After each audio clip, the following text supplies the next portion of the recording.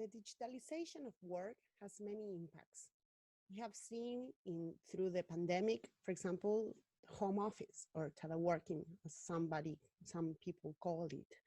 The truth is that digitalization affects the work environments in many ways. It's not just one. We have AI in working places. We have AI being replacing workers. We have home office and all the surveillance software that we have around, so we can control the workers' lives. And also we have platform workers. There are many different ways, but specifically this affects women. And it affects women not because uh, um, some people said that it helped us to coordinate our productive and reproductive work, and that home office is here to stay because it's convenient for women, because we can stay at home and take care of the kids while working. Some people actually say this. The truth is that whenever we see a new technology, whatever that is, the only thing that this technology will do is to translate into the digital world the inequalities that already exist in the reality. And this is something really important to notice. The, the technology doesn't solve problems by itself. The technology, the only thing that does is to put in a digital world the inequalities that we already have in the society. Some people say technology is gender neutral, and therefore it's going to help us reach equality in the next years to come, because whenever you sell a product online or you offer a service online, the person that is on the other side hiring doesn't know whether you're a man or a woman. The payment is the same for both of them. So actually technology is going to help us reach and make the gender pay gap even smaller. But that's not true. That's the same thing as to say that the washing machine is gender neutral. If a person will tell me that the washing machine is going to help us close the gender gap between men and women, because the washing machine doesn't know whether it's turned on by a man or a woman, it works just as fine, well, I will throw the washing machine to their faces because we cannot say that the washing machine is the great equalizer just because it's gender neutral.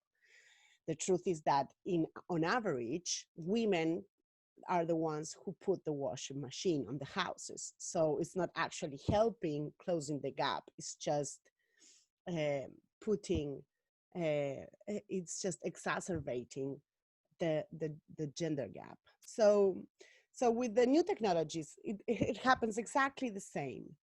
And this can be seen in many ways. For example, in the pandemic, we have seen in the home office how this hit it really different, men and women. Actually, there was a survey done by a university in the United States. I don't recall which one, but that said that actually all the scientific work and all the scientific papers during the pandemic, all the scientific women just plumped all the scientific research that they have done, and actually in men it raised a lot. So you can see the difference.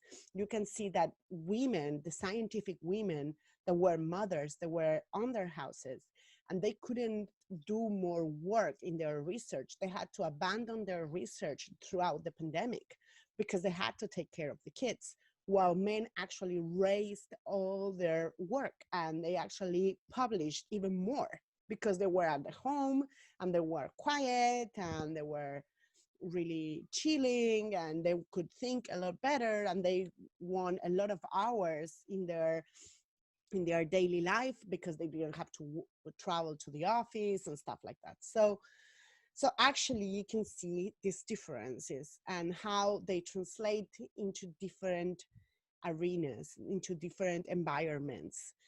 And with digitalization of work, this is not different.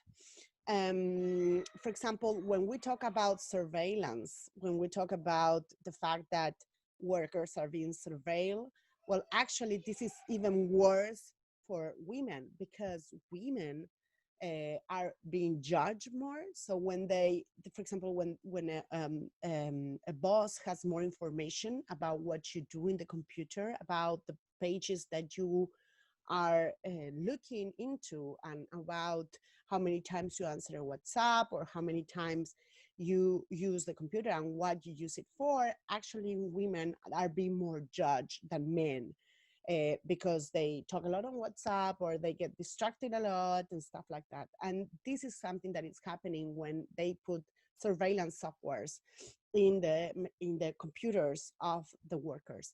But also, for example, about the right to disconnect. And this is something really important.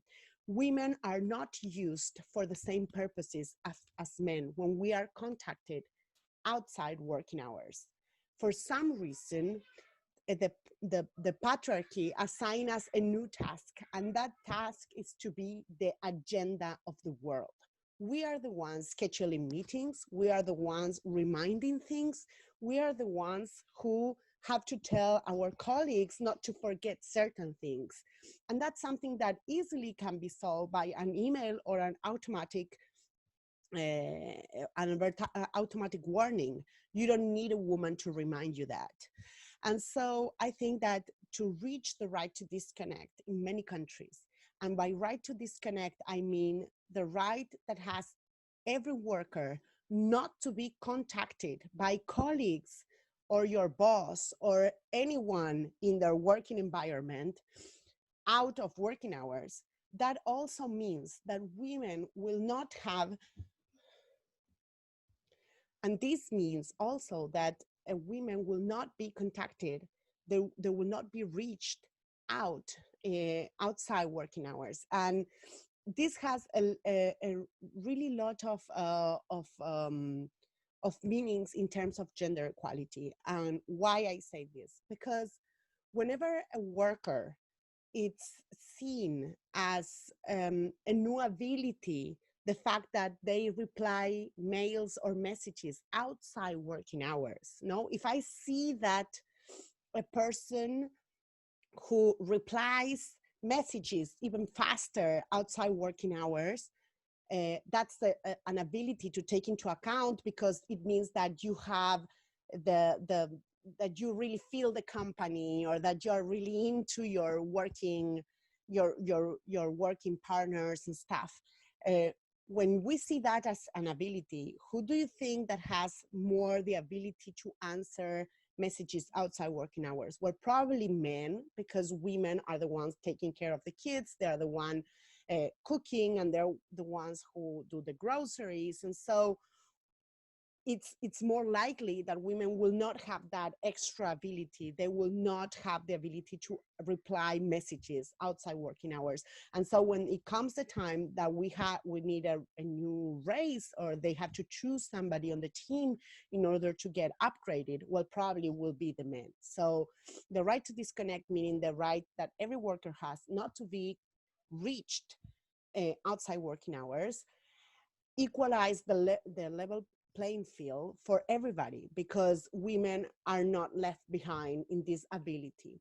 The truth is that this, it doesn't have to be seen as an extra ability. It has to be seen as a disrespectful act that they have, because we lost the sovereignty over our time, over our free time. We have the right to do whatever we want to in our extra time, in our extra life, in our leisure time. And this is something that it's completely lost in the last couple of years.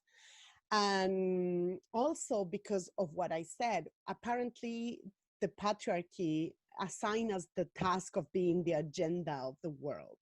And so we need people to stop doing that. Just stop using women as your reminder, as your scheduling meetings agenda.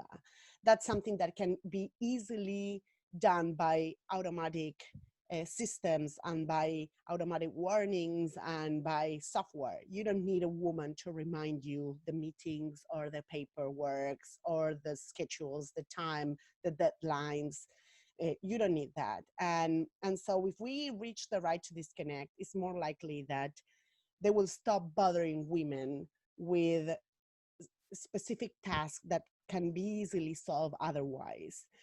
And this is something really important to just like not to have so many things on our mind. We are more likely to have the burnout syndrome than men because we have all these things that we need to remind from work, from personal life, from the lives of our kids, the things at school, the deadlines everywhere. And so we put even more stress into women's mind. And so we need to just stop doing that. So the right to disconnect is really important to reach it in every single country. Right now, the right to disconnect is only on some countries in Europe, like Germany, Italy, Spain, or France. In some parts of the world, like Canada and in India, I think there is also, in the Philippines. In Argentina, we have it for home office workers only, but we are working to reach it to every single worker, because some people think that the right to disconnect is the right that a person has not to reply messages, but that's not the case, because uh, we have merged our personal life and our working life in these devices. And so I cannot just turn off my cell phone, because if I turn my cell phone off, that means that I won't be able to talk with my friends. And I want to keep talking with my friends after working hours.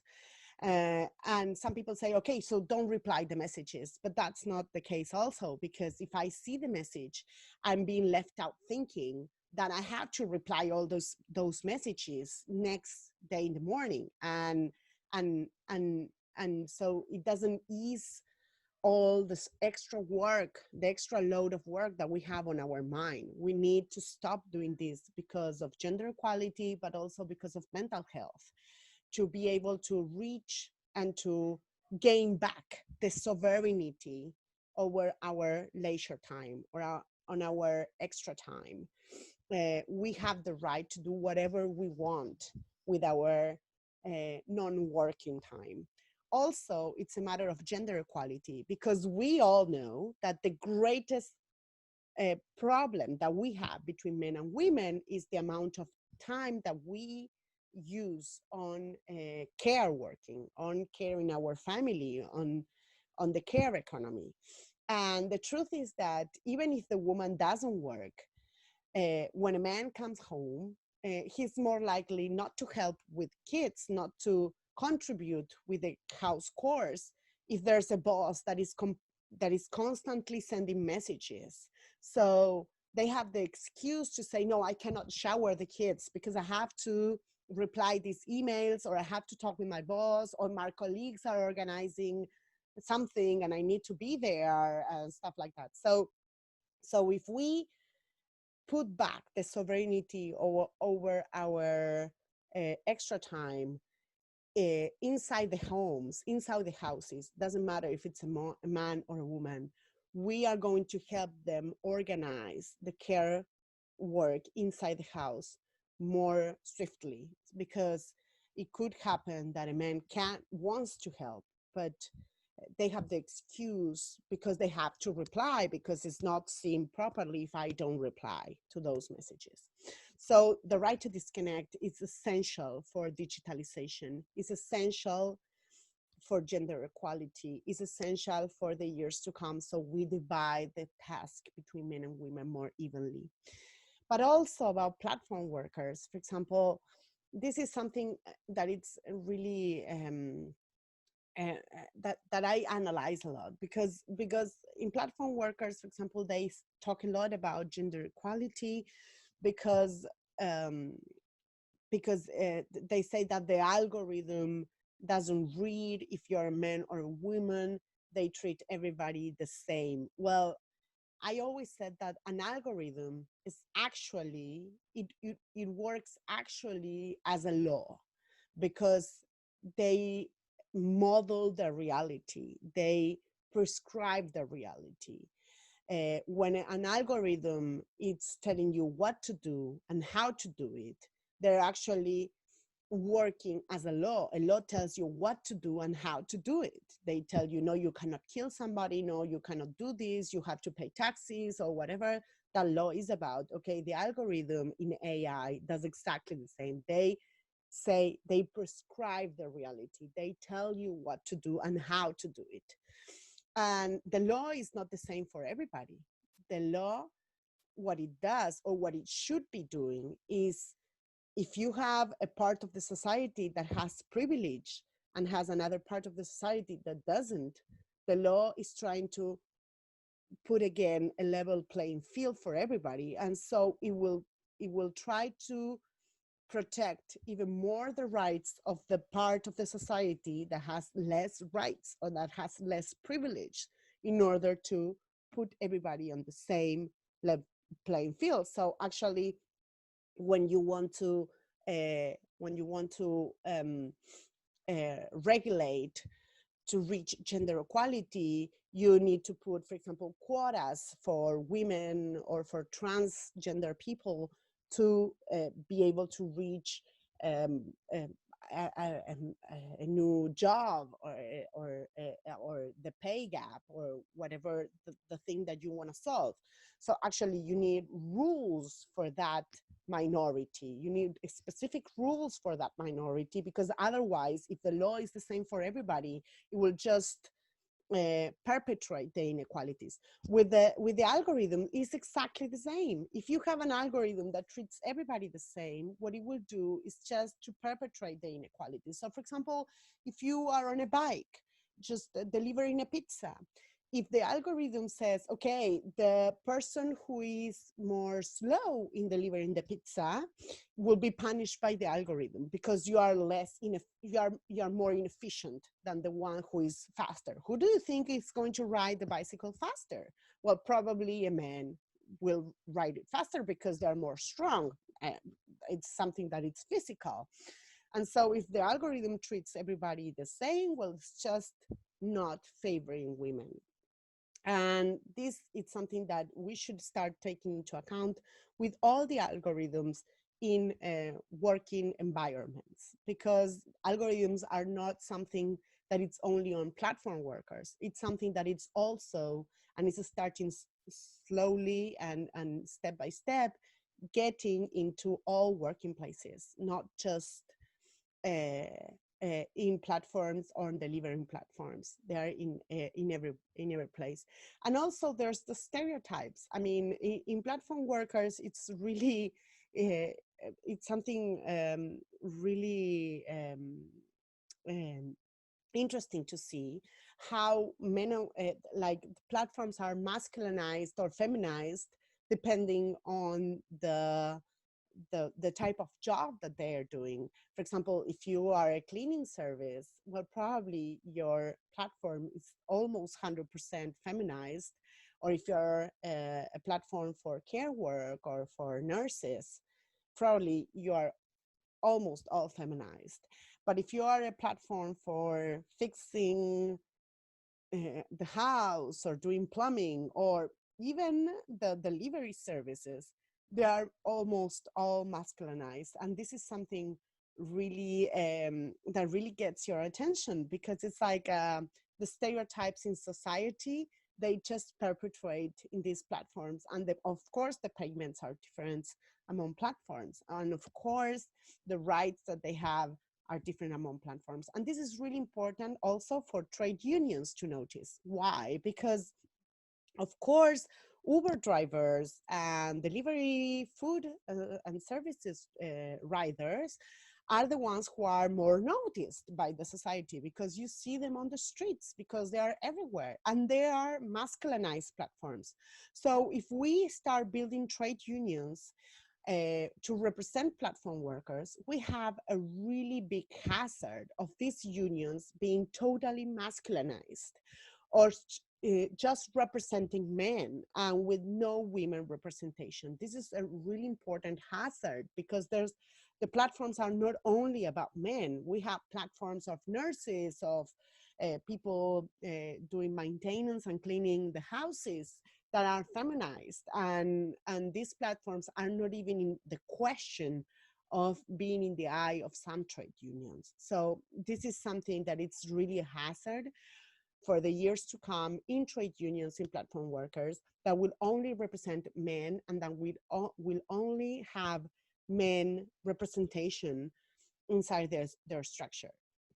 And women have a lot to say there, because we are the ones that are being left behind also in the platform economy. So saying all this, what I do mean is that digitalization, technology, or however you want to call it, it's not going to solve our problems unless we make it happen, unless governments really regulate about this. It's not going to solve our problems unless we use it to empower us to reach out for all those women that are being left inside their houses doing home office. In the pandemic, we experienced this massive experiment of home office. And the truth is that once a woman is being left inside the house and discovers the benefits of being inside the house and being able to reconcile productive and reproductive work, we have the hazard of that woman never wanting to leave the house again. And this is something really dangerous, because that woman, it's again inside their house, it's exposed um, to domestic violence. It's really difficult to construct a political and an activist citizen out of that woman, because it only reaches the messages that they are spread throughout media and the algorithms on social media. And so it's really difficult for that woman to realize that they are facing a domestic violence problem, or that the political situation is not like the mainstream media is telling you, because you never leave the house and you never talk to other people and you don't realize what is happening outside.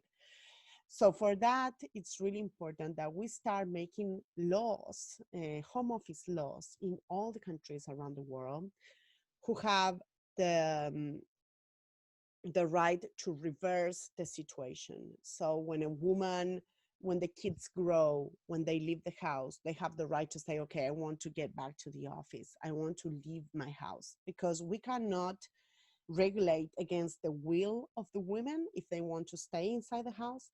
But it's important to leave the door open if they want to go outside again, because we had 1 century of feminism trying to get women out of the house, and now technology is getting us back inside the house, and they are putting us again this task of taking care of our kids and taking care of our families, like if it was something that it was specific for women. And certainly we do not want that for the next generations to come.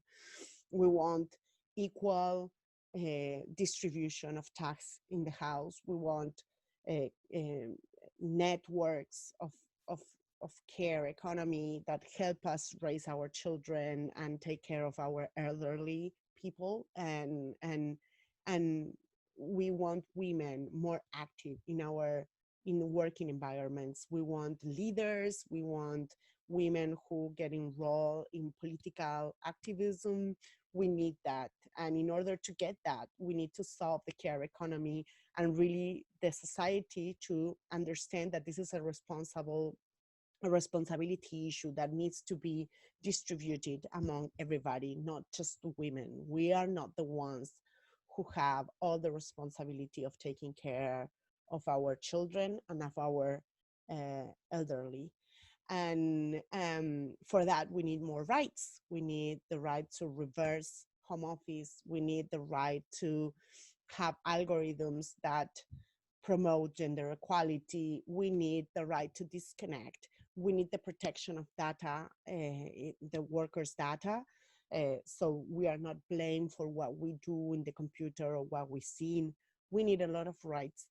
this is an agenda of rights. It's not an agenda um, of only activism. It is about activism. It is about talking with people and realizing all the hazards that the technology has, but it's also an agenda of governments and of rights to give solutions for women so we reach the gender equality in the next generations. Otherwise, it will just be another washing machine.